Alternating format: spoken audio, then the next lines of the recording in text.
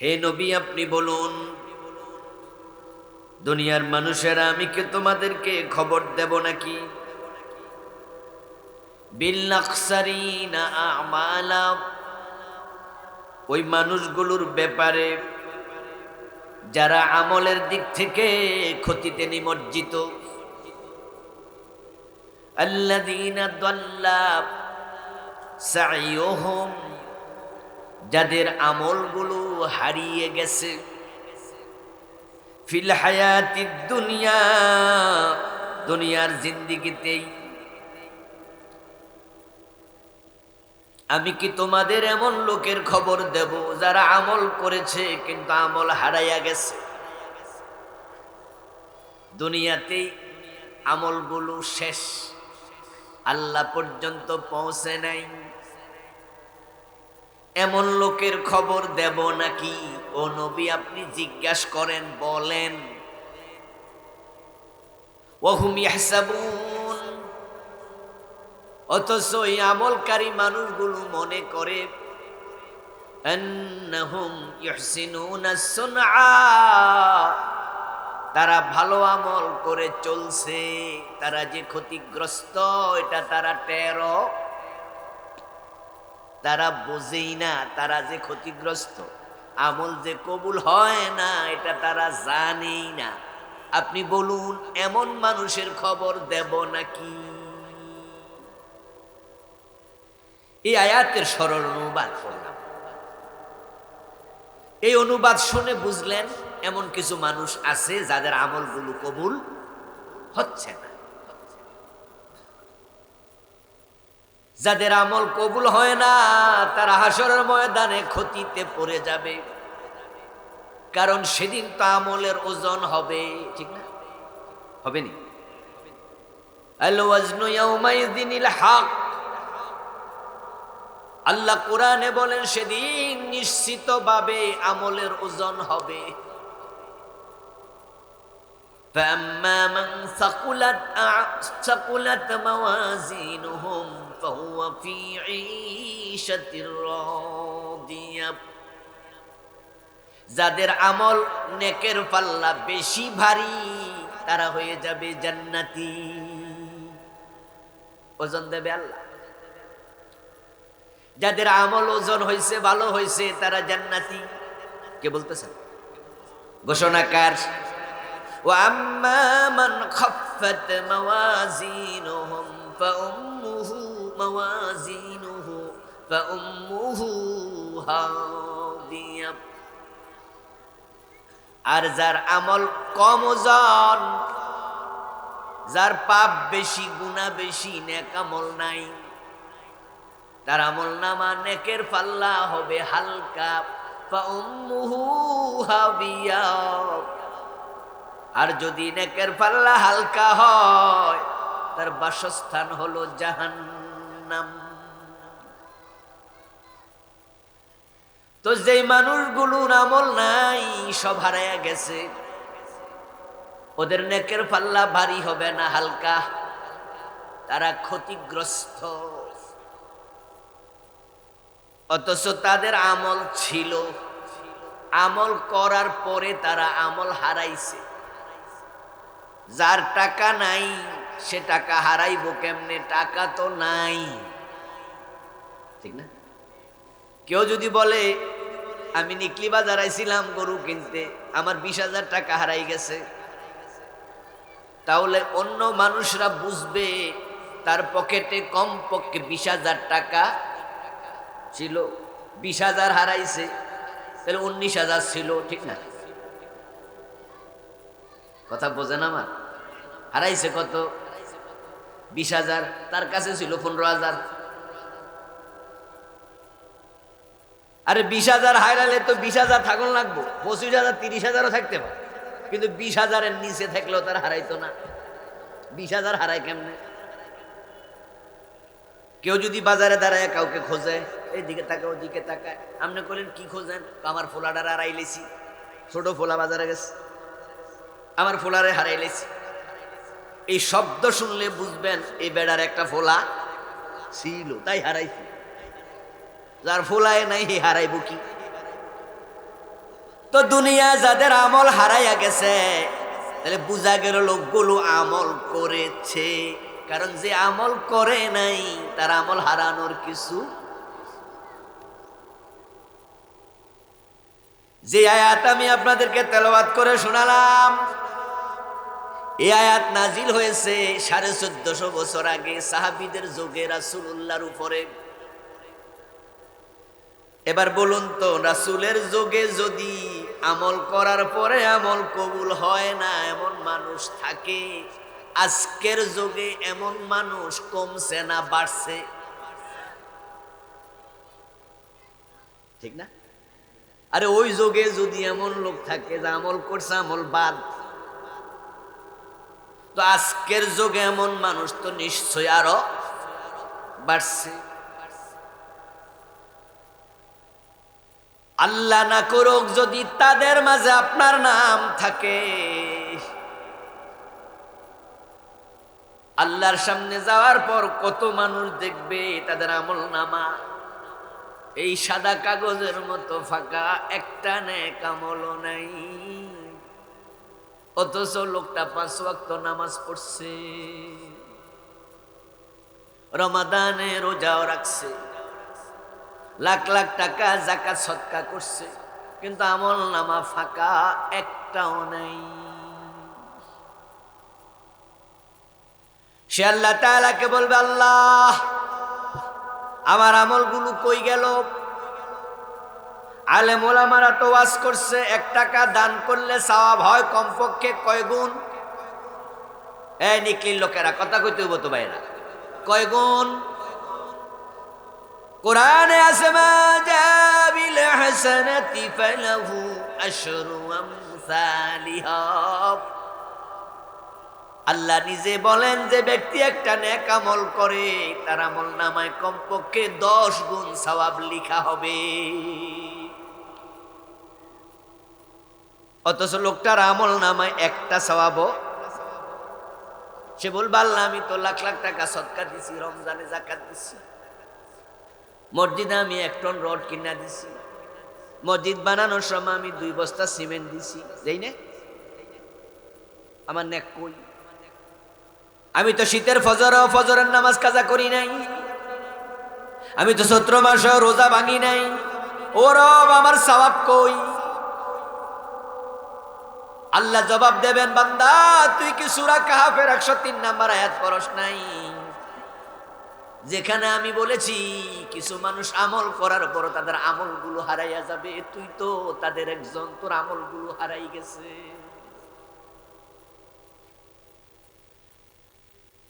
এবার বান্দা বলবে আল্লাহ কোন কারণে হারাইছে, কি অপরাধ ছিল?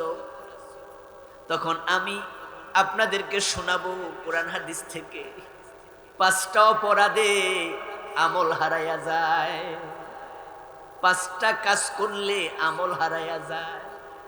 আল্লাহ তাকে এবার দেখাই দিবেন, দেখ তুই এটা করছস। আমরা যা করি রেকর্ড করার জন্য গর্দানের মাঝে ক্যামেরা আছে না নাই?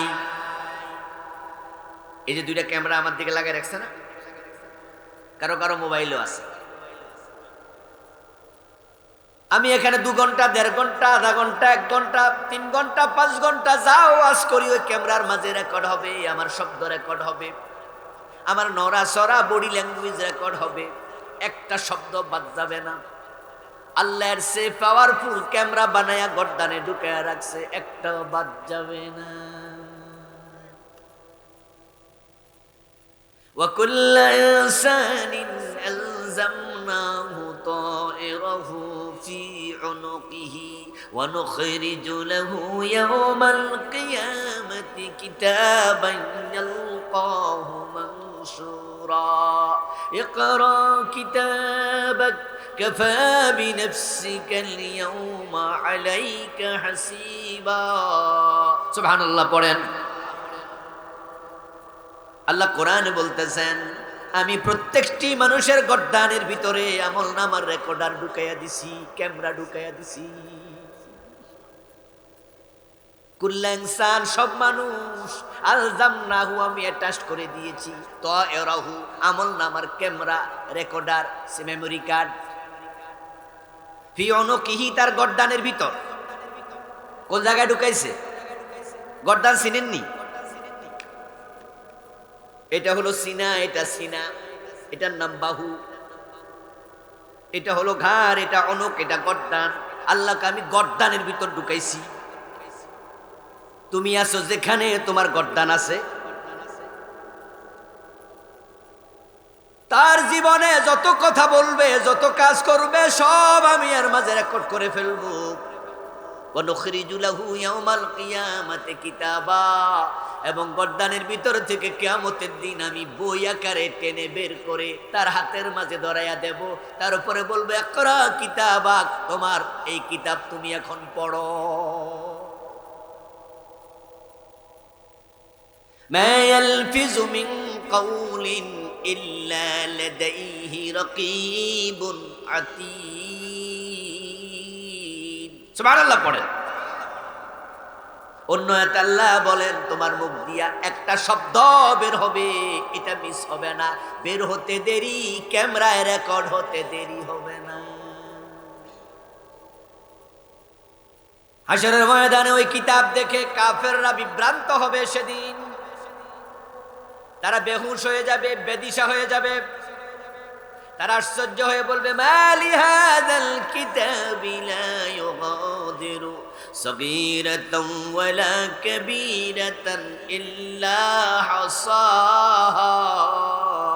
আশ্চর্য এক কিতাব, দুনিয়া ছোট বড় যা করেছি একটাও বাদ পড়ে নাই, সব হাজির আছে।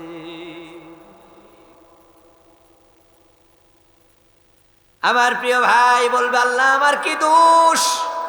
আল্লাহ আমল নামা বের করে দেখাবে, দেখ দেখ এই দোষ তুই করছস। 5টা দোষে আমল বাতিল হয়। কয় দোষ? আবার বলুন, দয়া করে আবার বলেন। তাহলে 5টা দোষ করা যাবে, করলে আপনার আমল শেষ। নামাজ পড়ে আর কোনো লাভ। আপনারা তো নদীর দেশের মানুষ, লিকলি কিশোরগঞ্জের হাওর এলাকা নাকি? এখানে এখনো তো মাছ পাওয়া যায়। মাছ আছে না? মাছ ধরার জন্য জেলে যখন জাল নিয়ে যায়, ওই মাছ রাখার জন্য একটা ভাণ্ড নিয়ে যায়, পাত্র নিয়ে যায়। এটার নাম কি? ডুলা।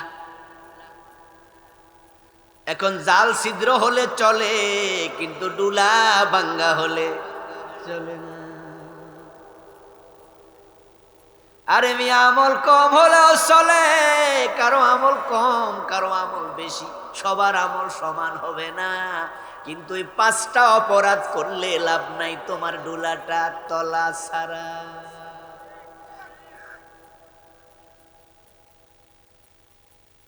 সকল জেলে কি সমান মাছ পায়? কিন্তু ডুলা সবার ভালো লাগে। মাছ আপনি কম আর বেশি পান, ডুলা কিন্তু ভালো লাগে। আর না হয়তো আপনি বেশি পাইলেও যাইব, কম পাইলো। 5টা অপরাধ করো না, করলে উপায় নাই। এবার আল্লাহ যখন ধরাই দেবে 5টা অপরাধ, দেখ তোর আমল নামার মাঝে লেখা আছে, তখন সে বলবে, আল্লাহ বুঝা লাইছি আমি বড় খারাপ মানুষ, আমি তো দুনিয়া থাকতে টের পাই নাই। এ কাম করলে যে আমল বাতিল আমি তো বুঝি নাই। যারা কাদিয়ানি তারা কি নামাজ পড়ে না? কথা কন না। যারা পীরের পায়ে সেজদা দেয় তারা কি জুমার নামাজে যায় না? যে কাদিয়ানি তার ঈমান আছে না নাই? মোমেন না কাফের? তো যে কুফরি করে হে নামাজ পড়ার লাভটা কি? যার ঈমান নাই তার আমলের একানা দাম নাই। তাই কুফরি করো না, করলে আমল শেষ, ডুলা ভাঙ্গা তলাহীন। হাশরের ময়দানে আল্লাহ যখন ধরাই দেবে অপরাধ করছো, 5টা অপরাধের মাঝে তোমার নাম, তখন এবার লোকটা কি বলবে শুনুন কোরআন থেকে। তখন সে বলবে, ওয়ালাউ আন্না লানা কাররাতান ফানাকুনা মিনাল মুমিনিন। আল্লাহ আমার দুনিয়ার একটা বার পাঠাও, আমি ওয়াদা দিলাম আমি ভালো হয়ে যাব, আমি মুমিন হয়ে যাব, ওই অপরাধ আমি আর করব না। আমার একটু দুনিয়ায় পাঠাও, আমি ভালো হয়ে আবার আসবো। আল্লাহর কাছে অনুরোধ করবে, আপনাদের কাছে জবাব চাই, ওই অনুরোধ কবুল হবে, দুনিয়া আর আসতে পারবে। তাহলে সেদিন বুঝা কোনো লাভ আর নাই। সারা রাত মাছ ধরছে, ভালো মাছ পাওয়া গেছে, কিন্তু ওই জেলে দুলার যে তলা ভাঙ্গা এটা খেয়ালই করে নাই। সকালবেলা টান দিয়া দেখে একটা মাছও নাই। দুলার তলা যে ভাঙ্গা টের পাইছে সকালে, সারা রাত ধরছে, টের পাইয়া লাভ কি, মাছ তো।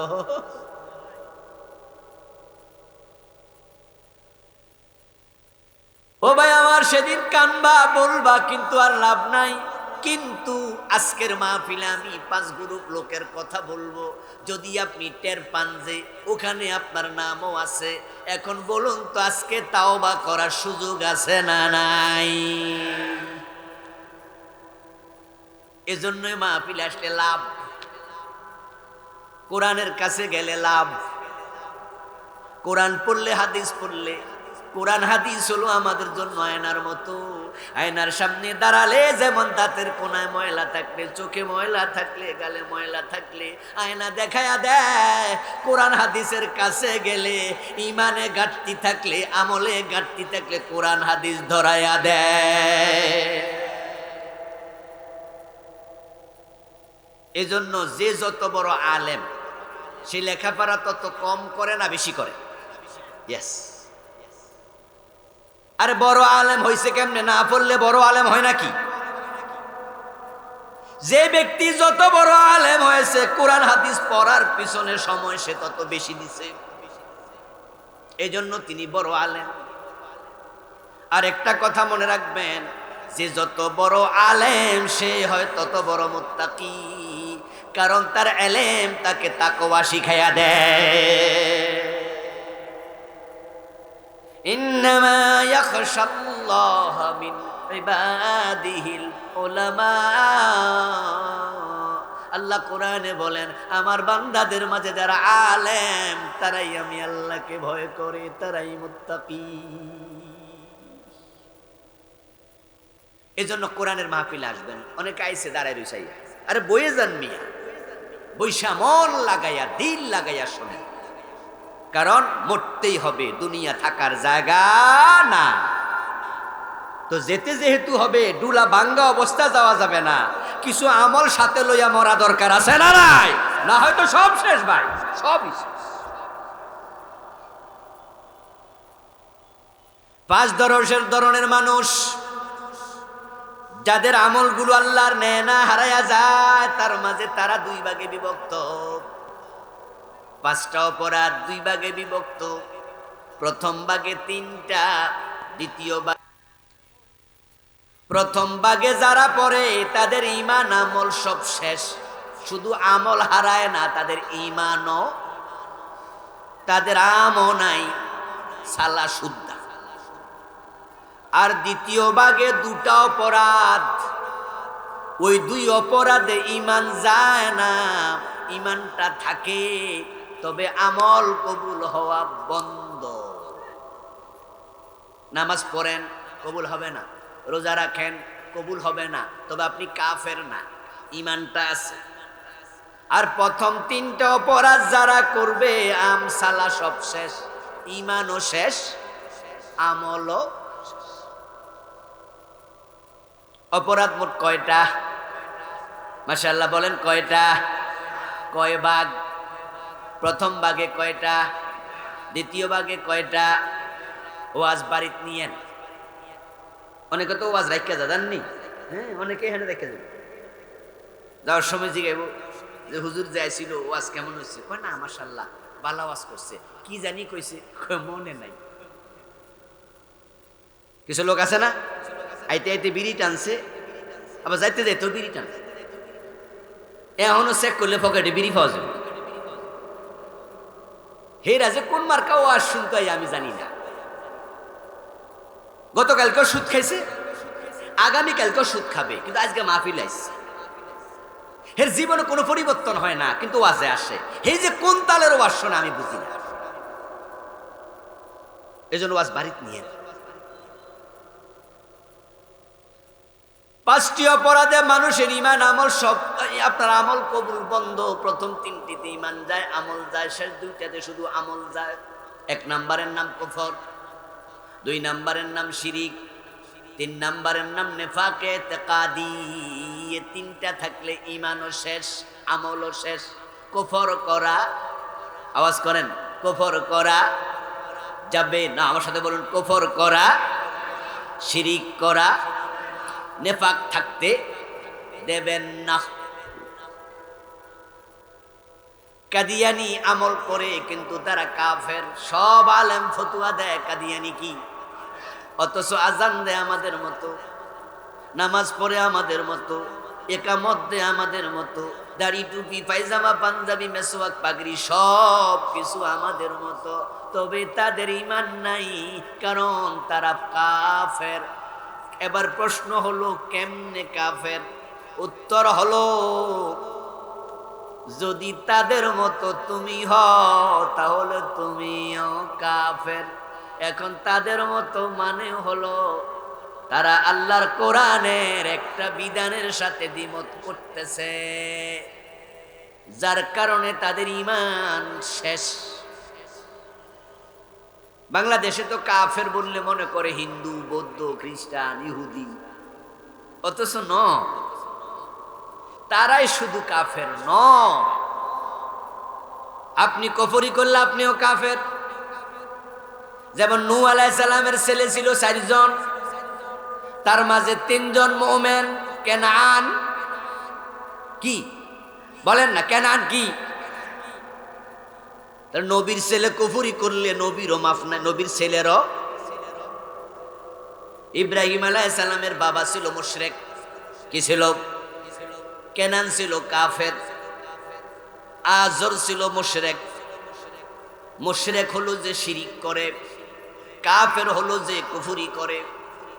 শিরিক আর কুফরি এখানে একটু ভিন্ন। কাদিয়ানি কিন্তু মূর্তি পূজা করে না। কাদিয়ানি হিন্দু, বৌদ্ধ, খ্রিস্টানদের মতো না। তারা নামাজ পড়ে, রোজা রাখে, হজ করে, কোরআন শরীফ পড়ে, হাদিস শরীফ পড়ে, সব পড়ে, কিন্তু কাফের। তাহলে বোঝা গেল হজকারী, নামাজ পড়নেওয়ালা মানুষও কাফের হতে পারে। এখন কুফরি করলে কাফের হয়, শিরিক করলে মুশরিক হয়, নেফাক থাকলে মুনাফিক হয়। তো কাফের কেমনে হয়? ঈমানের বিপরীতে কুফর। তাই কুফরি চিনতে হলে ঈমান চিনতে হয়। এখন ঈমান কি? হুয়া তাসদীকু বিমা জা বিহিন নবী সাল্লাল্লাহু আলাইহি ওয়াসাল্লাম মিন ইনদিল্লাহি ফাহুয়াল ঈমান। ঈমান মানে হলো প্রিয় নবীজি আল্লাহর পক্ষ থেকে যে কিতাব নিয়ে আসছে, এটা পুরাটার উপর বিশ্বাস করার নাম হলো ঈমান। পুরাটা, পুরা পুরা। বিসমিল্লাহর বা থেকে মিনাল জিন্নাতি ওয়ান নাসের সিন পর্যন্ত যাহা আছে সবটাকে একসাথে গ্রহণ করো, মেনে নাও। বলো সামিনা ওয়া তানা, শুনলাম, মানলাম। বলো আমান্না ওয়া সাল্লামনা, ঈমান আনলাম, গ্রহণ করলাম। দ্বিমত করো না কোনো বিষয়ে না। ইন্নামাল মুমিন কাল জামালিল আনিফ। তুমি মুমিন হবে তখন যখন হবে নাকে রশি ঢুকানো ওট। মালিক টানবে যেদিকে, কদম দেবে সেদিকে। ঈমান আনার পর কোরআনে যা আছে দ্বিমত করার কোনো অধিকার তোমার আর।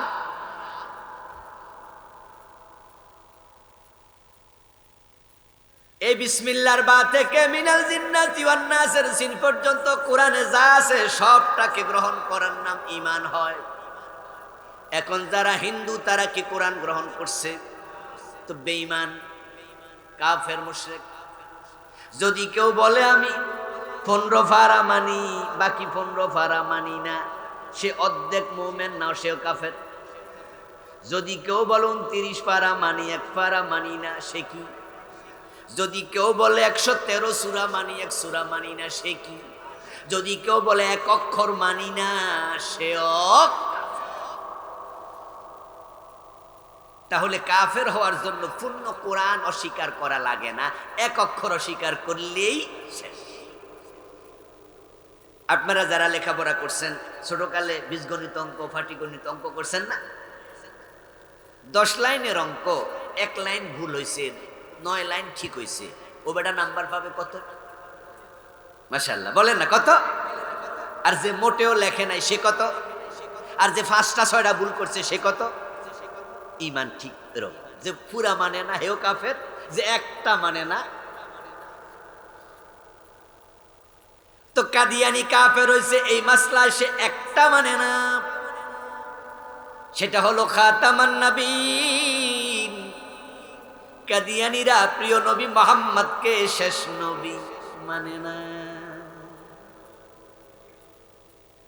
অথচ নবীজি শেষ নবী, খাতামান নবিয়্যিন, এই কথাটা আল্লাহর কোরআনে আছে না নাই?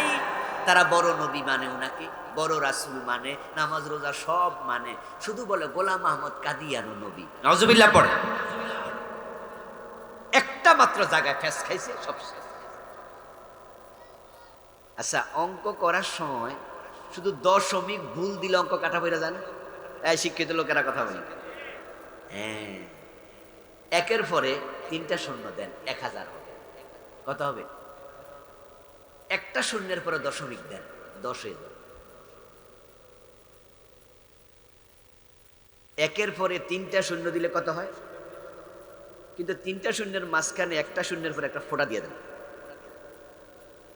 তাহলে ফরের যে 2টাই দাম, আর এই একটা দশমিকে পরে খাইয়ে লাইছে 990। আরে 1000 10 বানায় ছেড়ে দিচ্ছে। তাহলে অঙ্কের ক্ষেত্রে যেমন একটা দশমিক এটারও অনেক দাম, আল্লাহর কোরআনের প্রতিটা অক্ষরের তেমন দাম। তো কাদিয়ানি প্রিয় নবীকে শেষ নবী মানল না, ঈমান শেষ। ও দোস্ত, ভালো করে শোনো, ইবলিস শয়তান, সে মোমেন না কাফের? বলেন। সে আল্লাহর আইন মানে নাই কয়টা? সেও মাত্র একটাই মানে নাই, আদম রে সিজদা করো। ইবলিস কয় না। এই অস্বীকৃতির আগে, এই আইন অমান্যের আগে ইবলিস কি মোমেন ছিল না কাফের ছিল? যারা জানেন বলেন, ছোট মোমেন না বড় মোমেন? বরং ইবাদত করতে করতে মুআল্লিমুল মালাইকা হয়ে গেছে, ফেরেশতাদের ওস্তাদ। অথচ ইবলিস কিন্তু ফেরেশতা নয়, কানা মিনাল জিন।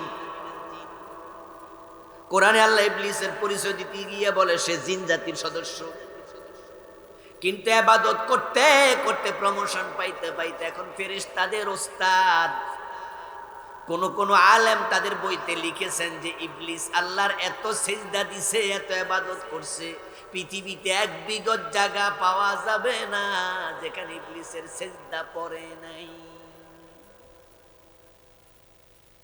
কিন্তু যখন আদমকে সিজদা করো আল্লাহ বলছে, সে মানে নাই। ঈমান আছে না গেছে?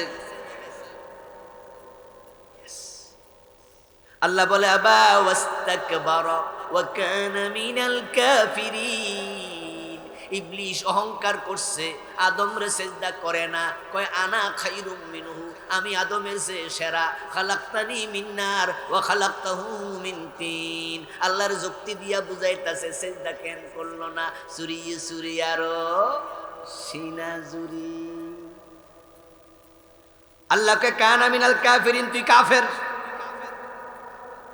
শুধু কাফের বলেন নাই, আল্লাহ কোরআনে বলছে ফাখরুজ মিনহা ফাইন্নাকা রাজিম।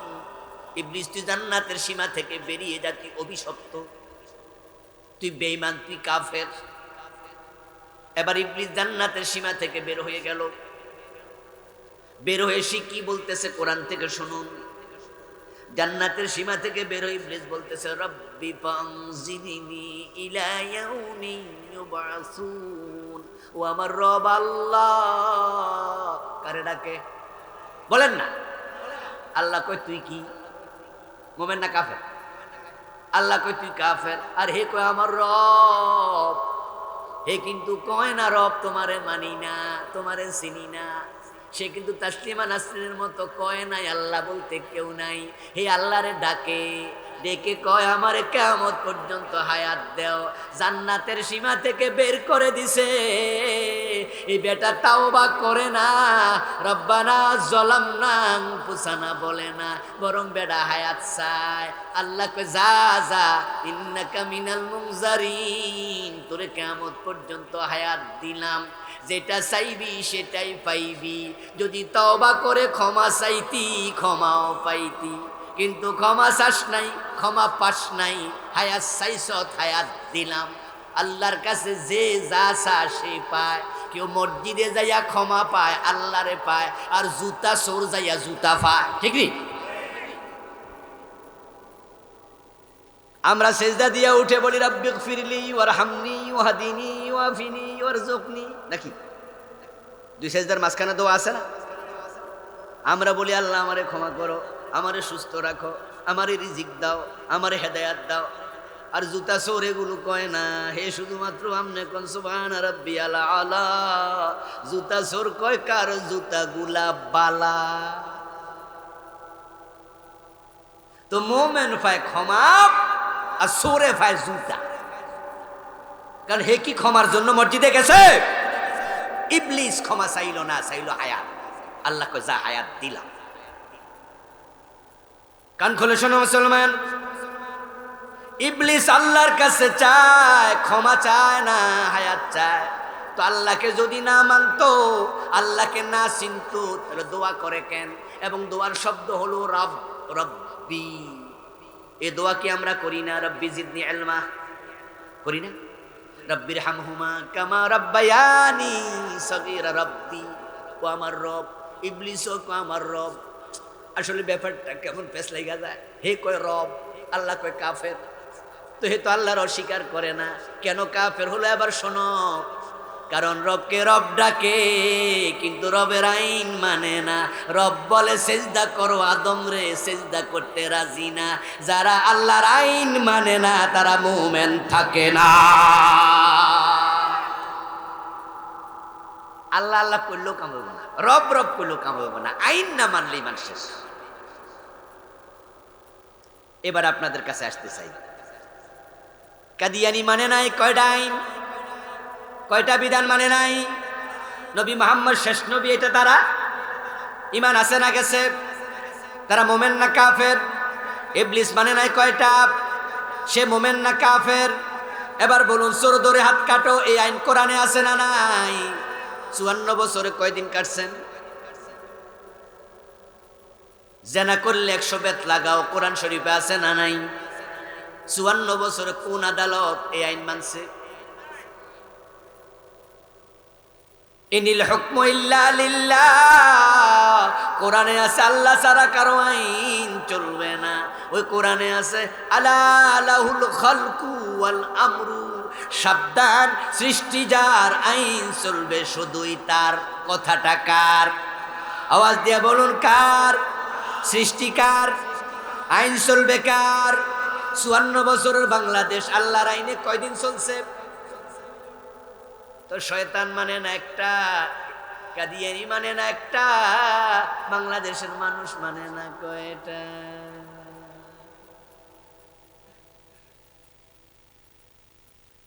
পাঁচ ওয়াক্ত নামাজি, রমাদানে রোজা রাখে, হজ করেছে, এমন লোকের কাছে আল্লাহর আইনের কথা বললে রাজাকার জঙ্গি মনে করে। আল্লাহর আইনে দেশ চলবে কথা কইলে চেহারা কাল হয়ে যায়। মনে মনে হুজুরটা রাজনীতি শুরু করছে। নামাজের ওয়াজ করলে রাজনীতি খোঁজে না, রোজার কথা বললে রাজনীতি খোঁজে না, আল্লাহর আইনে দেশ চলবে এটা বললে রাজনীতি খোঁজ। যারা আল্লাহর আইন পছন্দ করে না, আল্লাহর কসম তারা মুমিন না, তারাও কাফের। এমন কাফের নিকলিতে আছে না নাই?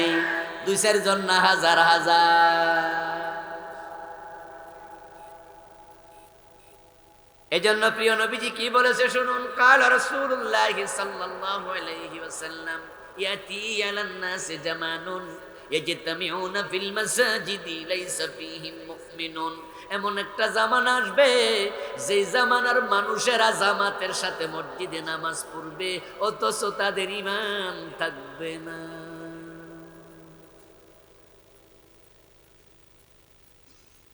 وقال رسول الله صلى الله عليه وسلم تكون بين الساعة فتن كقطع الليل المظلم يصبح فيها الرجل مؤمنا فيمسي كافرا ويمسي مؤمنا فيصبح كافرا রাসূল বলে কিয়ামতের আগে সূর্য ডুবে গেলে যেমন অন্ধকার আসে ফিতনা আসবে দুনিয়ার চারিদিক থেকে ডুবে যাওয়া সূর্যের পরে যা হয় অন্ধকার এরকম ফিতনা বের হবে ওই ফিতনার জামানায় মানুষ সকাল বেলায় মুমিন থাকবে সন্ধ্যা বেলায় কাফের হয়ে যাবে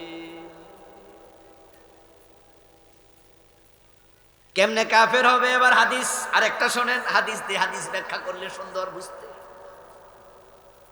নবীজি আবার ব্যাখ্যা করে শোনাচ্ছেন ইন্নাল আবদা লা ইয়াতাকাল্লামু বিল কালিমাতি মিন সাকাতিল্লাহি লা ইউলকি লাহা বালান ইয়াহবি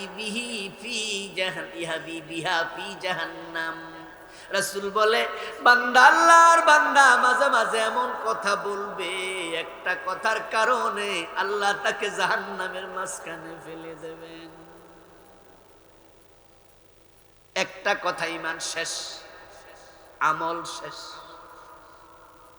ঈমান হলো একের মতো নেক আমল হলো ডান পাশে শূন্যের মতো এক যদি থাকে তাহলে আমল শূন্য বসাও লাভ আছে ঈমান হলো এক আমল হলো ডানের শূন্য যদি একের ডানে একটা শূন্য দেন কত দুটা দিলে তিনটা দিলে এক মুছে দেন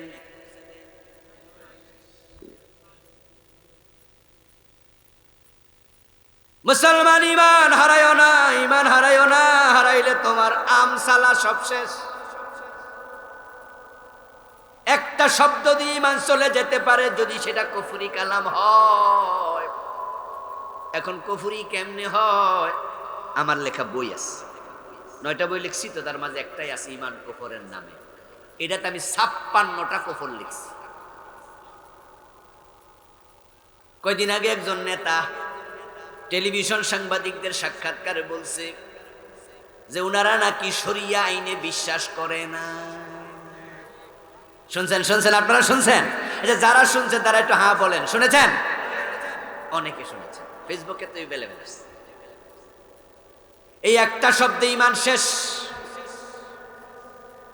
আল্লাহ উনাকে তাওবা করার তৌফিক দাও বলেন আমিন উনার কাছে মেসেজ আমরা পৌঁছাচ্ছি ওয়াজ করে করে এই ভিডিওর মাধ্যমে চলে যাবে সেখানে যেহেতু বেঁচে আছে তাওবার সময় এখনো কিন্তু কবরে যাইয়া ধরা খাইলে আর তাওবার সময় নিঃশ্বাস বন্ধ সব শেষ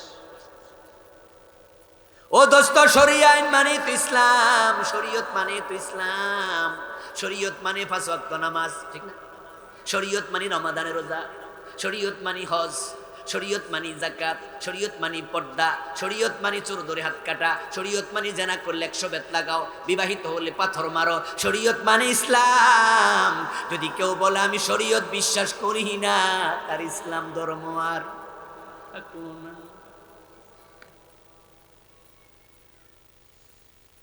কুফরি হয়ে যায় মানুষের কথায় মানুষ বোঝে না কেমনে কুফর হয় মেয়ে দেখে গেছে ছিল পছন্দ সই ছেলে 5 ফুট 7 ইঞ্চি লম্বা দেখাশোনা অনেক সুশ্রী সুন্দর ঢাকা মেডিকেল থেকে ডাক্তার হয়েছে বিসিএস ক্যাডারে চাকরি পাইছে টাকা পয়সা ভালো কামায় মেয়েটার বিয়ে ঠিক হলো সপ্তাহখানেক পরে শোনা গেল বিয়েটার হবে না মেয়ের বাবা জিজ্ঞাসা করে পরিচিত এক দোস্ত তোর মায়ের নাকি বিয়ে হওয়ার কথা হয়েছিল ছেলে ডাক্তার শুনে তো খুশি হয়েছিলাম বিয়ের খবর কি তখন জবাব দেয় সব ঠিক আছে কিন্তু মেয়েটা তো ছেলে পছন্দ করে নাই কারণ ছেলের মুখে দাঁড়িয়ে আছে এমন ঘটনা বাংলাদেশে আছে কিনা শুধু দাড়ির কারণে আর বিয়ে হইল না ছেলে পছন্দ হইল না আচ্ছা সমস্যা কি ছেলের উঁচু লম্বা নাকি দাড়ি সমস্যা ছেলের সার্টিফিকেট না দাড়ি ছেলের প্রফেশনে পেশার সমস্যা না দাড়ি সব ঠিক আছে সমস্যা এক জায়গায় ওটা হলো দাড়িতে এই দাড়ি কি ওই ছেলের সুন্নাহ না নবীর সুন্নাহ তো তোমার নবীর সুন্নাহ তোমার পছন্দ না মুমিন বলার সুযোগ তোমার আর قال رسول الله صلى الله عليه وسلم من رغب عن سنتي ফালাইসা মিন্নি। আরে যে দাড়ি রাখে না সে কাফের নয়, দাড়ি না রাখলে গুনাহ হয় কিন্তু কাফের হয় না। আর যদি কেউ দাড়ি পছন্দ না করে তার ঈমান থাকবে না, কারণ নবীর সুন্নাতকে অপছন্দ করার কোনো সুযোগ মুসলমানের। কুফরি হয় কুফরি, একটা কুফরি বাংলাদেশকে শেষ করে দিছে, ঘরে ঘরে ঢুকেছে। ওই কুফরির নাম হলো ধর্মনিরপেক্ষ মতবাদ, সেকুলারিজম। 54 বছর যারা দেশ চালাচ্ছে তারা সবাই ধর্মনিরপেক্ষ মতবাদে বিশ্বাসী, তারা ইসলামী আইনে বিশ্বাসী নয়। যার কারণে বাংলাদেশের আদালত ইসলাম দিয়ে চলে না, গণভবন চলে না, সংসদ ভবন চলে না, হাইকোর্ট চলে না, সুপ্রিম কোর্ট চলে না, জজ কোর্ট চলে না, শিক্ষানীতি চলে না, স্বরাষ্ট্রনীতি চলে না, পররাষ্ট্রনীতি চলে না, কিছু কোরআন হাদিস দিয়ে চলে না। অথচ আমার রাসূল যখন মদিনা চালাইছেন 10 বছর, আওয়াজ দিয়া বলুন তো মন মতো না কোরআন মতো? 4 খলিফা যখন অর্ধ পৃথিবী শাসন করেছে, মন মতো না কোরআন মতো? সে কোরআন বাংলাদেশে আছে না নাই? তাই ঈমান বাঁচাইতে হলে কোরআনের আইনের পক্ষে যাওয়া দরকার আছে না নাই? আমার প্রিয় ভাইয়েরা, এই যে কোরআনের আইনের কথা বললাম, এটা কি কোনো ব্যক্তি, কোনো দলের? কোরআন কি কোনো গোষ্ঠীর? কোরআন তো আল্লাহর কিতাব, এটা আমাদের সবার ঈমানের কিতাব, বিশ্বাসের কিতাব। সেকুলারিজম কি? Secularism believe religion should not be involved with any ordinary and social activity of a country. আমার বইতে লিখেছি। কেমব্রিজ ডিকশনারি, অক্সফোর্ড ডিকশনারি, ইংরেজির বড় বড় ডিকশনারি, শিক্ষিত ভাইয়েরা সবাই জানেন। এই কেমব্রিজ ডিকশনারিতে সেকুলারিজমের এই ডেফিনেশন, সংজ্ঞা দেয়া হয়েছে। সেকুলারিজম ধর্মনিরপেক্ষতা হলো রাষ্ট্রের কোনো কাজে ধর্ম নাক গলাবে না, এটা বিশ্বাস করে। কই কি মানে রাষ্ট্রে কোনো ধর্ম থাকবে না, ধর্ম ছাড়া রাষ্ট্র। এই জন্য তো আমাদের আদালতে ধর্ম নাই, ওখানে ধর্ম চলে না। ধর্মে আছে মদ খাইলে 80 বেদ দাও, কিন্তু আমাদের আদালতে আছে 5 স্টার হোটেলে খাইলে কোনো অসুবিধা। হোটেল সোনারগাঁয়ে মদের বার নাই, হোটেল রেডিসনে নাই, তাইলে আমাদের আদালতে আছে যে ওখানে অনুমতি আছে, খাক। কোরআনে আছে জানা করলে 100 বেদ দিও, বিবাহিত হলে পাথর মারিও। কিন্তু যেখানে আমাদের পতিতালয় আছে, নাউজুবিল্লাহ, ওই নদীর ওই পারে দৌলতদিয়া পতিতালয়ে যদি কেউ জেনা করে, কোনো বিচার আছে?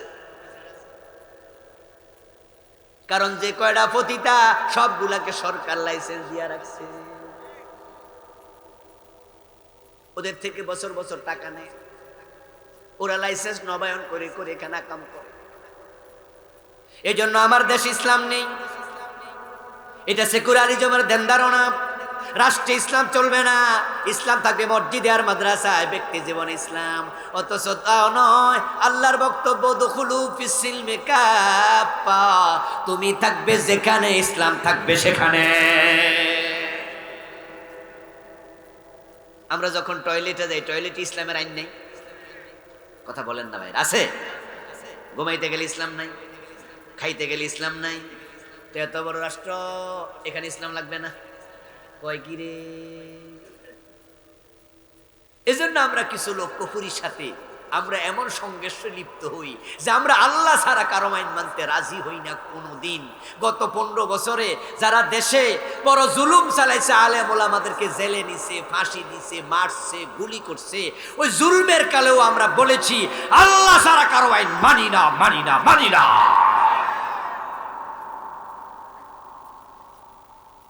আমার আজকের ওয়াজের কারণে দেশে ইসলাম কায়েম হয়ে যাবে, এটা কি এত সোজা?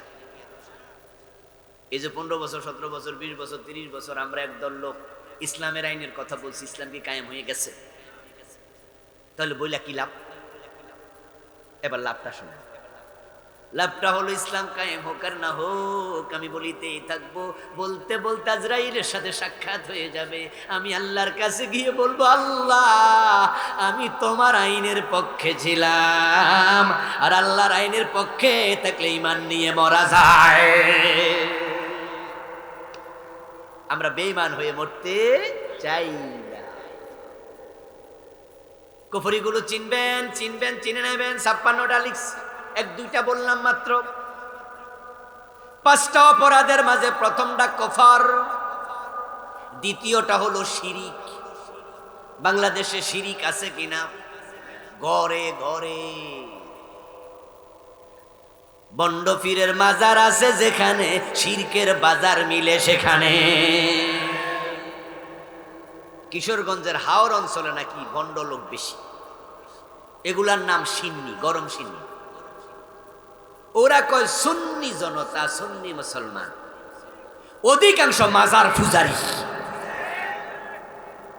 অধিকাংশ মাজারে সেজদা দেয়, মাজারে মানত করে, মাজারের কাছে চা, মাজারে উত্তরে পড়ে দেয়।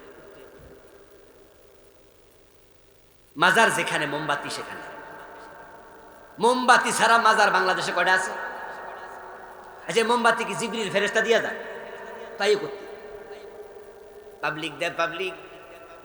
মহিলাদের মুরগির পা ভেঙে গেছে, পাটা যদি ভেঙে যায় মানত করে, যদি পাটা ভালো হয় তাহলে ল্যাংটা বাবার দরবারে 5টা মোমবাতি। সিন্নি মানত করে। ছেলে অসুস্থ হয়েছে তাহলে মানত করে যে একটা ছাগল দেব। ব্রাহ্মণবাড়িয়াতে একটা বিশাল মাজার আছে, নাম কেল্লা শাহ, নাম শুনেছেন? আমি একবার ঘুরতে গেছিলাম। ঘুরতে যাওয়ার অর্থ হলো সেখান দিয়ে মাহফিল ছিল। যাওয়ার পথে ড্রাইভারকে বললাম যে ভিতরে দেখে যাই, আসছি যে দেখে, শুনে শুনে ওয়াজ করবো না, দেখে শুনে ওয়াজ করো, জেনে বুঝে ওয়াজ করো। তবে যেখানে দেখা না যায় আছে, যেমন দৌলত দিয়া ফতিতা পল্লী আছে, ওইটাও কি দেখতে ভিতরে ঢুকা যাবো নাকি? এটা দেওয়া যাওয়া যাবো না। এজন্য নবীজি জান্নাত দেখতে গেছে, হাদিসে আছে দাখালতুল জান্নাত, আমি মেরাজের রাতে জান্নাতে ঢুকেছি। কিন্তু জাহান্নাম দেখতে গেছে, সেখানে দাখালতু বলেন নাই, বলছেন ইত্তালাতু ফিন্নার, আমি জাহান্নামে উকি দিয়ে দেখেছি। কারণ জাহান্নাম কি ঢুকার জায়গা? তো বললাম যে ঢুকো, গাড়ি লইয়ে ঢুকলাম, ঘুরে টুরে দেখলাম, দেখি যে আপনাদের গরুকে পানি খাওয়ানোর জন্য, মার খাওয়ানোর জন্য গামলা আছে না? এদেশে গামলা কয় না, তাহলে মিলছে। দেখি যে বিশাল এক গামলা, মাটির তল, প্রায় 4-5 হাত গভীর, উপরে হলো লোহা দিয়া বেষ্টনী, লোহার এরকম ইয়ে দেওয়া, মানে গ্রিল, গ্রিল দিয়া জাল, জাল বানাইছে, লোহা দিয়া জাল বানাইছে, উপরে জাল, নিচে বিশাল গামলা। ওখানকার এক লোকের আমি বললাম, ভাই এটা কি জিনিস? বলে, হুজুর যখন উরুস হয় তখন ওই যে বক্তরা শুধু টাকা পয়সা পায়। আমি মোটামুটি শুকাই গেছে, সামান্য সামান্য পানি আছে। তো গাই গরুটা যান বাঁচানোর জন্য কুয়ার মাঝে মারছে লাশ, কর্দমার্ত মাটি তো একবারে বগল পর্যন্ত কাদার নিচে, 4 ঠ্যাং কাদার নিচে। লুবি ভাগ হেও মারছে লাশ। এখন সেও একটু 2 হাত 3 হাত আগে যাইয়া পড়ছে, জোরে মারছে তো লাশ, বরাবর পরে নাই, পড়ছে 2 হাত আগে যাইয়া। এখন বাঘেরও এ পর্যন্ত ডুবে গেছে। তো এখন বাঘও লড়ে, কিন্তু উঠতে তো পারে না, 4 ঠ্যাং তো নিচে। তো গরুও লড়ে, গরু উঠতে পারে না। এবার গরু বাঘের দিকে তাকায় কয় মুস্কি হাসি দিয়া, খাইতে আইসো, খাইতে পারছো নি? এখন তাইসা দরা খাইছ, উঠতে আর পারবা না। বাঘ এবার কটমট করে বলতেছে, এই বেটা তুই মুস্কি হাসি দে, আর কি আছে, দরা আমিও খাইছি, তুইও তো খাইছি। আমি যেমন উঠতে পারবো না, আমার এ পর্যন্ত মাটি, তো তোরও তো এ পর্যন্ত মাটি, তো এখানে যদি আমি মরা লাগে তো তুইও তো মরবি, তো হাসস কেন বেটা? দুজন অত্তরে কান্দি। গরু বলে, না তোমার চিন্তা ভুল, কারণ ঘন্টা খানেক পরে, 2 ঘন্টা পরে আমার মালিক যখন ঘুম ভেঙে যাবে তখন কিন্তু সে আমারে খুঁজতে বের হবে। আমার তো মালিক আছে, তাই খুঁজুন নাও, কিন্তু তোর মালিক নাই, তোর খোঁজ নেয়ার লোক নাই। তা আমার মালিক আমাকে খুঁজতে খুঁজতে যখন এদিক সেদিক দেখবে নাই, তখন হতে পারে এখান পর্যন্ত, আর এসে যখন তোরে দেখবে আগে তোরে ফিরাইবে। আমার মালিকে বুঝা লাইব তোর কারণে আমি এখানে বসছি। আর তুই যেমনে আটকা পড়ছ মায়ের খাইয়ে এখানে মরবি। আর আমার মালিক কিন্তু আমাকে একটা বাড়িও দেবে না, বরং আমারে আদর কইরা কেমনে যত্নে তোলা যায় আমার মালিক সেই চেষ্টা করবে। এবার বলুন তো, আমাদের যে মালিক আছে, আমাদের মালিকের ক্ষমতা আছে না নাই? তা আমাদের কোনো বিপদ নাই। সব বিপদে বাঁচাবে কে? ক্ষমতার মালিক তিনি। এখন ডক্টর ইউনূসের ক্ষমতা দিছে কেডা? আবার শেখ হাসিনাকে ক্ষমতা থেকে ধরেছে কেডা? তাহলে ক্ষমতার মালিক কেডা? কিন্তু এই যে নেতারা কয়দিন পরে বলবে জনগণ সকল ক্ষমতার উৎস, ইমান থাকবো নি, ইমান চলে যাবে। আহারে শিরিক যে দেশের অন্ধ্রে অন্ধ্রে ঢুকেছে, পত্রিকা শিরিক, সংবিধানে শিরিক, টেলিভিশনে শিরিক, মাহফিলের মঞ্চে বক্তার মুখেও থাকে কারো কারো। টেলিভিশনে দেখলাম এক বক্তা ওয়াজ করতেছে, ভিডিওতে দেখলাম আল্লাহর ধন রাসূলকে দিয়া আল্লাহ গেছে গায়েব। আবার রাসূলের ধন খাজা লইয়া রাসূলের কাছে আর নাই, কার কাছে গেছে গা? শুইয়া আছে আজমিরে, কেউ ফিরে না খালি হাতে, খাজা বাবার দরবার। নাউজুবিল্লাহ পড়েন। এই হুজুরের এই কবিতা যে বিশ্বাস করবে ইমান। মাহফিল এসে হুজুর কইতাছে খাজা বাবার কাছে গেলে নাকি কেউ ফিরে না খালি হাতে। আহা, বলি কি নবীজি বলছেন, ইজা সালতা ফাসআলিল্লাহ, ইজা ইসতাআনতা ফাসতাইন বিল্লাহ। যখন চাইবা তখন আল্লাহর কাছে চাও। ইব্রাহিম আলাইহিস সালামের বয়স ৮৬, সন্তান হয় না, দাড়ি পেকে গেছে, চুল পেকে গেছে, ওই বুড়া বয়সে তিনি সন্তান চাইছে কার কাছে? রব্বি হাবলি মিনাস সালিহিন, ও আল্লাহ আমাকে একটা নেক সন্তান দাও। অথচ ইব্রাহিম আলাইহিস সালাম কোরআন নাজিল হওয়ার ২৫০০ বছর আগে ইন্তেকাল করছে। ওই ২৫০০ বছর আগে ইব্রাহিম আল্লাহর কাছে সন্তান চায়। এই কথা কোরআনের আয়াত বানায় আল্লাহ কেন নাজিল করে? আল্লাহ বুঝায়া দেয়, সন্তান আমার কাছে চাও, কোনো খাজা বাবার কাছে চাইও না। খাজা বাবা, আমি বাংলাদেশ থেকে পাসপোর্ট ভিসা লাগাইয়া আপনার কাছে চলে আইছি, খাজা বাবা আমার একটা ছেলে দেন, আমার একটা মেয়ে দেন, খাজা বাবা আমার চাকরি দেন, খাজা বাবা এটা দেন ওইটা দেন। এমন কিছু লোক বাংলাদেশে আছে না নাই? এই এসএসসি পরীক্ষার আগের বছর চিটাঙ্গের এক হুজুরের কাছে কয়েকটা ফোলা গেছে, দোয়া চাইত। হুজুর ওই ফোলা ফাইনে লইয়া কয় চলো মাজারে যাই। তারপরে উনি লাইভ ভিডিও চালু কইরা ওই মাজারের কাছে যায় কইতাছে, বাজান এই ফোলা ফাইন্ডি পরীক্ষা আইসা আপনি একটু পাস করে দিয়ে। কোন দেশে আছেন যে হুজুর মুশরিক বানাইতেছে? পত্রিকায় প্রকাশিত হয়, মাঝে মাঝে দেখবেন যে রাশি ফল, আধা পৃষ্ঠা রাশি ফল। কি ফল? রাশি ফল। ওখানে লেখা থাকে যাদের তুলা রাশি তাদের আগামী সপ্তাহ ভালো যাবে, ব্যবসা করলে উন্নতি হবে, বিয়া করলে সুন্দরী বউ মিলিবে। বাবারে, যাদের তুলা রাশি হেরা কই এই সপ্তাহ বিয়ে মিস করা। এই যে আপনি বিশ্বাস করলেন আগামী সপ্তাহে কি হবে, ইমান শেষ। কারণ এলমে গায়েবের মালিক কে? ১ মিনিট পরে কি হবে সেটা জানে শুধু কেউ জানে না।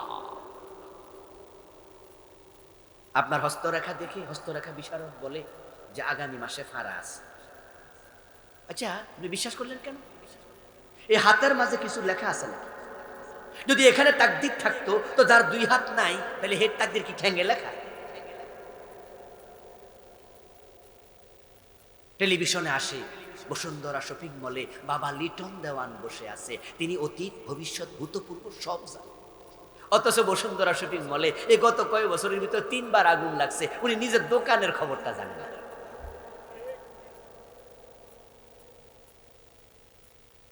আহারে শিরিক, আহারে শিরিক। ওয়ামান ইউশরিক বিল্লাহ ফাকাদ হারামাল্লাহু আলাইহিল জান্নাহ। কোরআনে আল্লাহ বলেন যে আল্লাহর সাথে শিরিক করে আল্লাহ তার উপর জান্নাত হারাম করে দেয়। কোন কাজ শিরিক? আমি বই লিখেছি শিরকের উপরে, ছোট্ট একটা বই, মাত্র 34 পৃষ্ঠা। হ্যাঁ, এই বই না 64 পৃষ্ঠা, ছোট্ট বই, 29টা শিরিক লিখছি। আচ্ছা, কেউ যদি না বুঝে বিষ খায়, সে কি মরে না? আল্লাহর কাছে গিয়ে বলবেন যে আল্লাহ এগুলা শিরিক আমি জানতাম না, আর আল্লাহ বলবে বেহেশতে চলে যাও। এত সোজা? জানা, শিখা, এলেম অর্জন করা নফল না ফরজ? তো আল্লাহ বলবে শিখলি না কেন, জানলি না কেন? সেইটা আগে। অনেকে তো চা দোকানে বৈশা টেবিলে থাপড়াইয়া বাবুগিরি দেখা, এলাকার নেতা তো গল্পে গল্পে কয় হুজুররা জানেও বেশি, হুজুরদের হিসাব হইব, আর আমরা জানিও কম।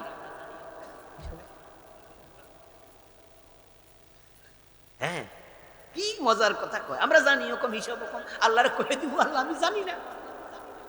শোনেন, এলেম অর্জন করা ফরজ, এলেমের আলোকে আমল করা ফরজ। তাহলে কয়টা ফরজ হলো? তলাবুল ইলমি ফারিদা আলা কুল্লি মুসলিম, প্রত্যেকটা মুসলমানের জন্য মৌলিক এলেম অর্জন করা ফরজ। কিসে ঈমান যায়, কিসে ঈমান থাকে, কোনটা ফরজ কোনটা হারাম, এগুলো মৌলিক এলেম, এগুলো শিখা ফরজ সব মুসলমানের জন্য, সবাই, একজনও বাদ নেই। তারপরে যা শিখেছেন তা মেনে চলা, আমল করা ফরজ। তাহলে কয়টা ফরজ হলো? 2টা। কোন হুজুর এলেম শিখছে কিন্তু আমল করে না। আরে হুজুরদের মাঝেও কি 2-4জন খারাপ হুজুর আছে না?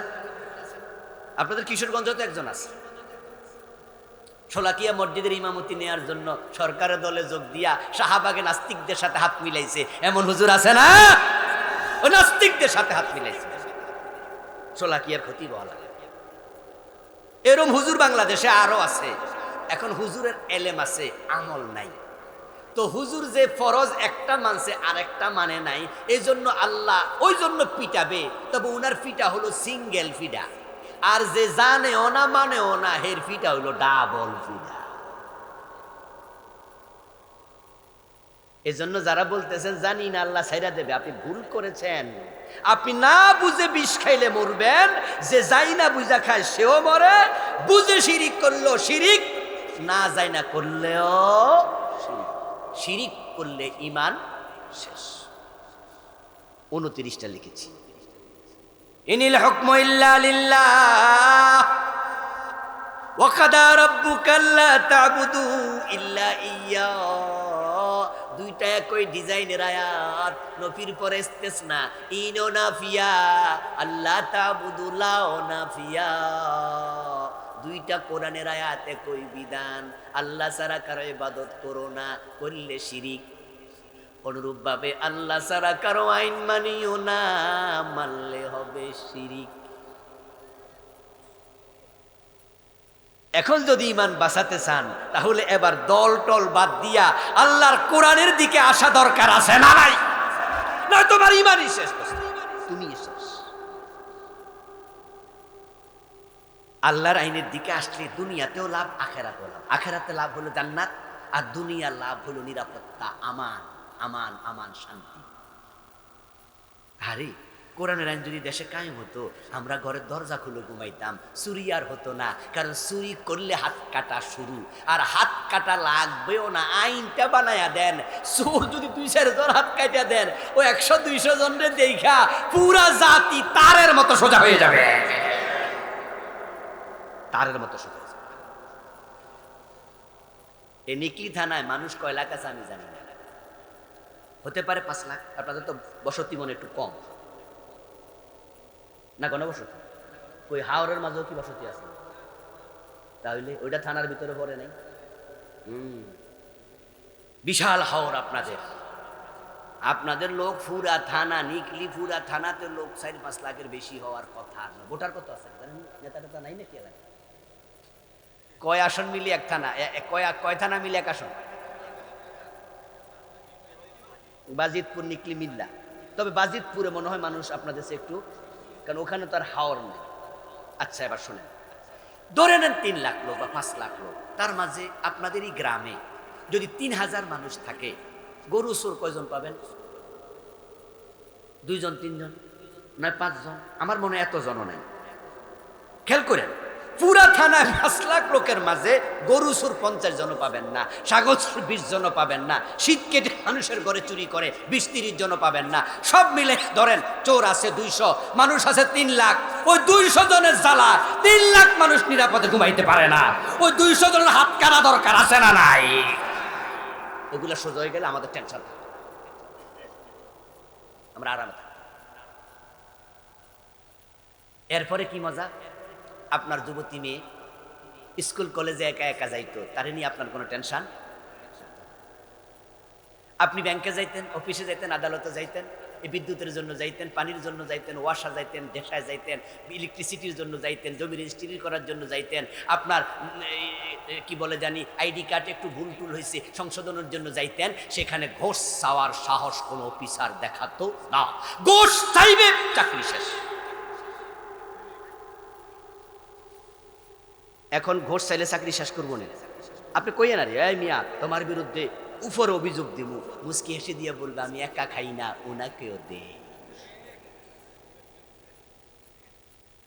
কথা কি ব্যাঠিক বলছি? কথা কি ব্যাঠিক বলছি? একটা কনস্টেবল নিয়োগ দেয়, একটা এসআই নিয়োগ দিছে 10 লাখ টাকা নিয়া, 10 লাখ 20 লাখ টাকা নিছে এসআই থেকে। এই যে আমাদের নেতারা কয়দিন পরে নির্বাচনের জন্য আসবে, ভোটের জন্য আসবে, দেখবেন যে ওরা এক একজন 1 কোটি 2 কোটি 5 কোটি টাকা খরচ করে। এমন নেতা নাই? আচ্ছা, এত কোটি টাকা খরচ করে বেটার বেতন কত? 10 কোটি টাকা দিয়ে নমিনেশন কিনছে এমন লোক আছে, খরচ করবে আরো 30 কোটি, আরো বেশি কোটি। গুগল করেন বাংলাদেশের এমপির বেতন কত, গুগলে লেখেন, এখনই এসে যাবে। 1 লাখ 1.25 লাখ টাকা বেতন। আচ্ছা ধরেন 1.5 লাখ মাসিক বেতন এমপি, বেশি নয়। অন্যান্য সুযোগ সুবিধা কিছু আছে, বেতন 1.5 লাখের বেশি বেতন। যে 1.5 লাখ টাকা মাসে বেতন হলে তাহলে 1 বছরে কত? 18 লাখ। তো 5 বছরে 5 18 কত? 90 লাখ। তাহলে খরচ করছে 10 কোটি, তো বাকি 9 কোটির। এই যে বেডা নির্বাচনের আগে 10 কোটি খরচ করে লাইলো, পাবে তো 5 বছরে 90 লাখ, বাকি 9 কোটির হিসাব কি বেডা বোঝে না? বেডা পুঞ্জি খাটাইছে, সুদে আসলে উসুল করে নেবে। এই জন্য ওদেরকে বর্জন করো। যারা টাকা নিয়ে ভোট কিনতে আসবে, টাকার বদলে তাদের চেহারার মাঝে থুতু মেরে দাও যে তোর মতো সুরকে নেতা বানাবো না। এই জাতির জন্য আফসোস লাগে। তো ভোটের দিন রাতে কিছু মানুষ আছে বাতি নিবাইব না, সজাগ থাকবো, ভোট বেচার লাগা দোকান খুলে বয়ে দিচ্ছে, বিদ্যুৎ গেলে মোমবাতি জ্বালা রাখবো, বউরে কবো যে না আজকে পান বেশি করে খামো, কারণ কোন দিকে কাস্টমার আইসে আবার মিস হয়ে যায়।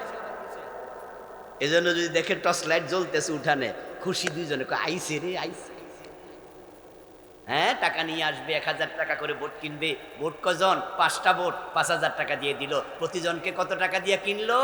1000 টাকা।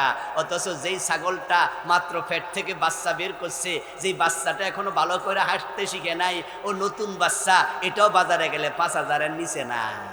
তোমার দাম ছাগলের চেয়ে কম। তোমারে আল্লাহ সৃষ্টির সেরা জীব বানাইছে, এত নিচে নেই। শিরিক লিখেছি, বইগুলো স্টেজে আসে, যাওয়ার সময় নেবেন। ছোট্ট বই তো 66 পৃষ্ঠা বই, একটানে ভরে ফেলবেন। কুফরগুলো জেনে ফেলবেন। যদি দেখেন যে এই মামলায় আপনি পড়ছেন, তাও বা সাথে সাথে করে ফেলবেন। 3 নাম্বার নেফাক। যে ব্যক্তি মুনাফেক, তার জন্য জান্নাত হারাম। নেফাকে ইতিকাদি থাকলে ঈমান থাকে না। 4 নাম্বার হলো হারাম, 5 নাম্বার হলো বিদআত। উঠবেন না, আলোচনা শেষ দিকে চলে আসছে। মোট কয়টা অপরাধ বলেছি? 1 নাম্বার কুফর, কিছুটা বুঝেছেন আশা করি। 2 নাম্বার শিরিক, আশা করি বুঝেছেন নাকি? 3 নাম্বার নেফাক, আজকে নেফাক নিয়ে বললাম না, এ নিয়ে আলাদা আলোচনা করা লাগে। মুনাফিক যদি হয়ে যাও, ঈমান আর নাই। নবীর হাতে হাত রেখে কালেমা পইরাও, আব্দুল্লাহ ইবনে উবাই জাহান্নামের সবার তলে থাকবে। রাসূলের পিছনে নামাজও পড়তো, আবার রাসূলের সাথে দুশমনিও করতো। মুনাফিকের আলামত লিখেছে আমার এই বইটি 28টা, আর বাংলাদেশে মাস হলো 3টা। কথা বললে মিথ্যা বলবে? আমানত করলে আমানত খেয়ানত করবে, ওয়াদা দিলে খেলাপ করবে। এই তিনটা শুনে বড় হয়েছেন। আমি 28টা লিখছি, বাকি 25টার খবর কি? আর এই তিনটা মিছা কথা করলে ইমান যায় না, আমল নষ্ট হয়, গুনাহ হয়। ওয়াদা করে খেলাপ করলে ইমান যায় না, কিন্তু কিছু নেফাক আছে অন্তর ঢুকার সাথে সাথে ইমান, ওগুলো চর্চাই নাই, আলোচনাই নাই। শিখিতে হবে, জানিতেই হবে, জানার বিকল্প নাই। এই তিনটা গেল, আমল ইমান শেষ। শেষ দুইটা হলো শুধু আমল শেষ। যেমন হারাম খাইলে নামাজ কবুল আর হয় না, হারাম খোরের দোয়া আর কবুল হয় না। নবীজি বলছেন, মান ইশতারা সাওবাব বিআশারাতি দারাহিম ফিহি দিরহামু হারামিন লাম ইয়াকবালিল্লাহু লাহু সালাতাহু মা দামা আলাইহি। কোন ব্যক্তি 10 দিরহাম দিয়ে কাপড় কিনলো, 9 দিরহাম হালাল, 1 দিরহাম হারাম। ওই 1 দিরহাম কাপড়ে ঢুকেছে, ওই কাপড় পরে যত নামাজ পড়ুক 1 রাকাত আর কবুল হবে না। সহিহ মুসলিমে এসেছে, যাকারার রাজুলা ইউতিলুস সাফারা আশআসা আগবারা ওয়া ইয়ামুদ্দু ইয়াদাইহি ইলাস সামা ফায়াকুলু ইয়া রাব ইয়া রাব ইয়া রাব ওয়া মাতআমুহু হারামুন ওয়া মাশরাবুহু হারামুন ওয়া মালবাসুহু হারামুন ওয়া গুযিয়া বিল হারাম ফান্না ইউস্তাজাবু লিযালিক। এক ব্যক্তি লম্বা সফর করছে, সফরে দোয়া করলে কবুল হয়। সে মুসাফির, সফর করতে করতে মক্কার সামনে চলে গেছে, কাবার সামনে দাঁড়ায়া 2 হাত তুলে বলে, আল্লাহ এটা দেও সেটা দেও। আর মনে মনে ভাবে, এমন জায়গায় দাঁড়াইছি কত নবীর পায়ের ধুলা এখানে লেগে আছে, এখানের দোয়া আল্লাহ ফিরাবে না। চলে গেছে কাবার সামনে, মুলতাজামে বুক লাগাইয়া দোয়া করে, আল্লাহ এটা দেও সেটা দেও। মনে মনে ভাবে, এমন জায়গায় খাড়াইছি কত নবীর বুক এখানে লেগেছে, হিসাব নাই, আল্লাহ দোয়া ফিরাবে না। অথচ রাসূল বলে, শোনো, তার পেটে হারাম, তার রক্তে হারাম, তার গোশতে হারাম, তার কাপড়ে হারাম। সে যে বিদ্যুতের বিল দিছে, যে বিদ্যুৎ দিয়া পানি তুইলা পান করছে, এটা এখনো তার পেটে। ওই বিদ্যুতের বিলটাও ছিল গোশের টাকা, সুদের টাকা, হারাম। যে হারাম খায়, কাবার সামনে দোয়া করলো আর দোয়া কবুল হয় না।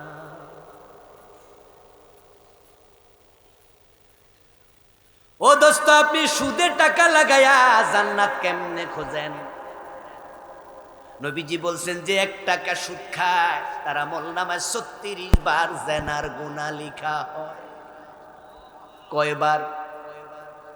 মান আকালা দিরহাম রিবা ওয়া হুয়া ইয়ালাম আন্নাহু আশাদ্দু মিন 36 জিনা। যে জেনে শুনে 1 টাকা সুদ খেলো, 36 বারের বেশি জেনা হয়ে গেল। অন্য হাদিসে পাওয়া যায়, সুদ খেলে 73টা গুনাহ হয়। আইসারুহু আইয়ান কিহার রাজুল উম্মা, সবচেয়ে ছোট গুনাহটা হলো তার নিজের মায়ের সাথে জেনা।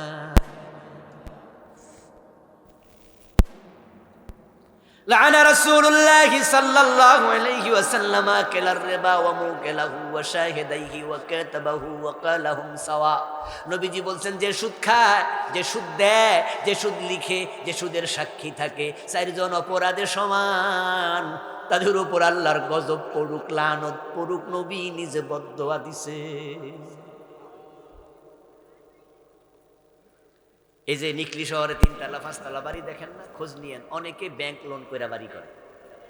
রাস্তায় যে গাড়ি দেখেন, অনেকে লোন করে গাড়ি কিনে। ছেলে বিদেশ পাঠা লোন করে, সিএনজি কিনে, তারপর রাস্তায় ছেড়া দেয়। সুদ খাওয়া হারাম, সুদ দেওয়াও হারাম। ওয়াজ একটু শক্ত শক্ত মনে হইতেছে নাকি? কিছু করার নাই, শক্ত তো আর আমি বানাই নাই। আপনি যদি সুদ ছেড়ে দেন, হারাম ছেড়ে দেন, তাহলে ওয়াজ আর শক্ত না, ওয়াজ হয়ে যায় সহজ, ঠিক কি না? আপনি সিদ্ধান্ত নেন যে আমি হারাম খাবো না, দ্যাটস এনাফ। হালাল ভাবে কোটি টাকা সুদ পকেটে নেন। ওসমান তো ধনী ছিল। ওসমান ধনী ছিল না? জান্নাতি মানুষ। আপনি ধনী হইতে আপত্তি নাই, কিন্তু হারাম খাওয়া যাবে না। 5 নাম্বার হলো বিদআত। যে ব্যক্তি বেদাতের সাথে জড়িয়ে যায়, তার ইবাদত কবুল হওয়া বন্ধ। বেদাত নিয়ে লিখেছি একটি বই, বাংলাদেশে চলমান 38টা লিখছি। বেদাত কি? নবীজি এবং সাহাবারা যেটাকে ইসলাম মনে করে নাই, আমল মনে করে নাই, ইবাদত মনে করে নাই, নতুন করে চালু করা, এটার নাম কি? বেদআত। এটা ক্ষেতের মাঝে আগাছার তুল্য। ধান লাগাইছেন, ঘাস তো আর লাগান নাই, কিন্তু ঘাস হয় না। তো কৃষক কি ঘাসকে যত্ন নেয় না তুলে ফেলে? কারণ সে জানে এই ঘাস আগাছা মূল ফসলের ক্ষতি করবে। রাসূলের ইসলামে নতুন করে যদি ঢোকে, মূল ইসলাম ডিস্টার্ব হবে, নষ্ট হয়ে যাবে। কেউ কেউ বলে অসুবিধা কি, অসুবিধা কি, এই বেদাত কি, বেদাত কি? বলে হুজুর ঈদে মিলাদুন নবী কেন বেদাত? রাসূলের জন্ম দিবস পালন করছি, একটু আনন্দ করছি, অসুবিধা কি? আরে দোস্ত, আপনি বলেন অসুবিধা কি, আমিও যদি বলি তাই তো করেন না, অসুবিধা কি? আজানের আগে দুরূদ শরীফ চালু করে এমন কিছু মুয়াজ্জিন আছে না? আজানের আগে আসসালাতু ওয়াসসালামু আলাইকা ইয়া রাসূলুল্লাহ শুনতে কিন্তু মজাই লাগে। জিলাপি খাইতে মজা, কিন্তু ডায়াবেটিক বাইরে যায়। মজা আছে, শুনতে মজা। আজানের আগে দুরূদ শরীফ বেদাত। তো কেন বেদাত? দুরূদ শরীফ বালা জিনিস। আমি বলি দোস্ত, তোমার যুক্তির নাম ইসলাম না, দলিলের নাম ইসলাম। রাসূল যাহা করে নাই, সাহাবারা যা করে নাই, এটার নাম ইসলাম হতে পারে না। ওটার নাম ইসলাম না। জোহরের নামাজের ফরজ কয় রাকাত? 4। বলেন কয় রাকাত? 4। আচ্ছা, 2 রাকাতের পর আত্তাহিয়াতু নেই? কথা কয় না? আছে? আচ্ছা, আত্তাহিয়াতু পড়ার পর দুরূদ শরীফ পড়লে সওয়াব হবে না 2 রাকাতের পরে? দুরূদ শরীফ ভালো জিনিস, কিন্তু 4 রাকাতের মাঝে 2 রাকাতের পরে রাসূল দুরূদ পড়ে নাই, আপনিও পড়বেন না। হানাফি মাযহাবের ফতোয়া হলো, যদি এখানে কেউ দুরূদ পড়ে তাকে সাউ সেজদা দিতে হবে। সাউ সেজদা শকে দেয় না জরিমানা? বলেন না, বলেন না। তো দুরূদ শরীফ পড়ছে, জরিমানা কেন? কাম তো বালা। বলে এটা নবীজির ইসলামে নাই, তুমি আঙ্গুল ঢুকাইও না। মাথার মাপে টুপি হয়, গায়ের মাপে জামা হয়। মাথা আপনার, টুপি আপনার, মাপ আপনার, শরীর আপনার, কাপড় আপনার, জামা আপনার, মাপ আপনার, তাই হোক। ইসলাম আপনার না, আপনার পীর সাহেবের না। এখানে আপনার কথা চলবে না, কোরআন হাদিসের বাহিরে যাওয়া যাবে না। নবীজির মাপে ইসলাম হবে, কোরআন সুন্নাহর মাপে ইসলাম। এখন আমি বললাম যে অসুবিধা কি, পড়লাম করলাম। আমরা বলি ইল্লাল্লাহ জিকির করিয়েন না। বলে না হুজুর হরফে ইস্তেসনা আছে তো, জায়েজ আছে তো, ইল্লাল ইসকির আছে তো। আরে দোস্ত, নবীজি ইল্লাল্লাহ জিকির করেছে কি এটা একটু দেখেন। যদি না করে থেমে যান, থেমে যান, যুক্তি দিয়েন না। আরে কেয়াম করে ইয়া নবী সালা, আরে ভাই কেন করলেন? হুজুর মজা লাগে। কি যে মজা! রাসূলকে দাঁড়ায়া সালাম দিলাম। আচ্ছা, রাসূলকে দাঁড়ায়া সালাম যে দিলেন, সাহাবারা কি এই স্টাইলে মিলাদ করছে? তারা রাসূলকে ভালোবাসত না? আবার কি বলে জানেননি, যদি এখানে এই হুজুর আজকে ইয়া নবী কইয়া খাড়াইয়া যায়, আর আমি যদি বইয়া থাক, তাহলে অন্যরা সাইয়া কব যে আবুল কালাম আজাদ হুজুরটা বেয়াদব, যে নবীজির সাথে বেদবি করছে। তো কেমনে হইলো? কই যে সালাম আমরা খাড়াই দিছি, উনি দেয় নাই। ও আচ্ছা, দাঁড়াইয়া সালাম না দিলে বেয়াদব হয়? তাহলে আত্তাহিয়াতু যখন পড়েন তখন ওখানে বলেন না আসসালামু আলাইকা আইয়ুহান নাবিয়্যু ওয়া রাহমাতুল্লাহি ওয়া বারাকাতুহু? আত্তাহিয়াতুতে নবীকে সালাম দেন না? তো খাড়াইয়া না বইয়া? আমরাও তো বেয়াদব। আমি কথা বুঝাইতে পারতেছি যে আপনি যে যুক্তি দিয়ে আমারে বেয়াদব বানাচ্ছেন, তো আপনি দিনে কতবার বইয়া বইয়া সালাম দিতেছেন? তাহলে বড় বেয়াদবটা কেডা? এই জন্য আমি 38টা লিখেছি। পড়বেন, জানবেন, ছাড়বেন, বেদাত নিয়ে মরবেন।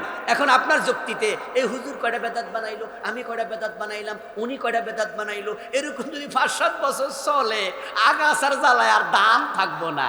এই বেদাতের জ্বালায় আসল ইসলাম খুঁজে পাওয়া যাবে না। এই জন্য আলেমরা হয় দিনের পাহারাদার। বাগানে মালি লাগে না? যেই বাগানে দারোয়ান থাকে না, মালি থাকে না, পাহারাদার থাকে না, ওই বাগান থাকে না। লিচু বাগান বলেন, আম বাগান বলেন, জাম বাগান বলেন, যদি মালি না থাকে, দারোয়ান না থাকে, পাবলিকে শুধু লিচু খাইব না, লিচুর গাছও ভাঙে নিয়ে যাবে। যে বাগানে মালি থাকবে না, সে বাগানে শুধু ফুল ছিঁড়বে না, ফুলের গাছ শুদ্ধ তুলে নিয়ে যাবে। এই জন্য আমরা আলেমরা ইসলামকে পাহারাদারি করব। বেদাতের বিরুদ্ধে সোচ্চার হওয়া লাগবে, শিরকের বিরুদ্ধে, কুফরের বিরুদ্ধে, হারামের বিরুদ্ধে কথা বলিতেই হবে। কথা বলার মাঝে লাভ আছে। আজকের মাহফিল থেকে আল্লাহর একজন বান্দা যদি সিদ্ধান্ত নেয় যে আমি এখন থেকে আর শিরকের সাথে নাই, কুফরের সাথে নাই, তাহলে মাহফিলটা আমাদের নাজাতের ওসিলা হয়ে যাবে। আসুন না এই পরিত্যাজ্য কাজগুলোকে পরিত্যাগ করি। 5টা জিনিস বর্জন করি। 1 নাম্বার কুফর, 2 নাম্বার শিরিক, 3 নাম্বার নিফাক, 4 নাম্বার হারাম, 5 নাম্বার বিদআত। বর্জন করতে রাজি আছেন? হারাম খাবেন না তো? দেখি দেখি কথা বলেন। সুদ আর খাবেন না তো? মনে থাকবে? আমি হাত তুলতে বলিনি, হাত তোলা দরকার নাই দোস্ত। আপনি বলেন, শুধু বলেন, সিদ্ধান্তটা নেন। হাত তুলে কোনো লাভ নাই, সিদ্ধান্ত নেওয়া দরকার। সুদ ছেড়ে দেন, গোশ ছেড়ে দেন। মুখে দাড়ি পেকে গেছে, মোহরানা দিছেননি? যদি না দেন বাইর দিয়ে আজকে দিয়ে দিবেন। মোহর দেয়া নফল না ফরজ? ইয়েস। যে স্বামী মোহর না দিয়া মরে, এটা স্বামী নেই, এটা আসামি। বাপ মরছে, মা মরছে, 2 বছর, 3 বছর, 5 বছর, 7 বছর, নিজেরটাও খায়, বোনেরটাও খায়, জোর কইরা খায়। এমন জালেম ভাই আছে না নাই? তো বোনের হক খাওয়া হারাম না? তো কেমনে খাও মিয়া? ওজনে কম দেন, মালে ভেজাল দেন, মানুষ ঠকান। উপায় নাই, উপায় নাই। অন্যের জমি 1 বিঘত দখল করে রাখছেন তো আল্লাহ 7 গুণ বড় কইরা কিয়ামতের দিন কান্দের মাঝে ঝুলাই দিব। টাইম না যাও, উপায় নাই। আল্লাহ আসমানের মালিক, আরশের মালিক, আমাদেরকে মুত্তাকি হওয়ার তৌফিক দাও, বলেন আমিন। আমাদের সকলকে জান্নাতি বানায়া দাও, বলেন আমিন। হাযা মা ইনদি ওয়াল ইলমু ইনদাল্লাহ আলাইহি তাওয়াক্কালতু ওয়া ইলাইহি উনীব। প্রিয় ভাইয়েরা, আমরা একসাথে দোয়া করে যেতে চাই। আমার লেখা বইগুলো সবগুলো স্টেজে আছে, আমার ড্রাইভার সাহেব নিয়ে আসছে 9টা বই। লাস্ট লিখেছি দোয়া, 400 দোয়া নিয়ে বইটা লিখেছি। এটা গত নভেম্বরে এসেছে। আল্লাহর স্মরণে মুখরিত জীবন, পড়লে ভালো লাগবে। অনেক দোয়া লিখেছি, নিয়ে যাবেন ইনশাআল্লাহ।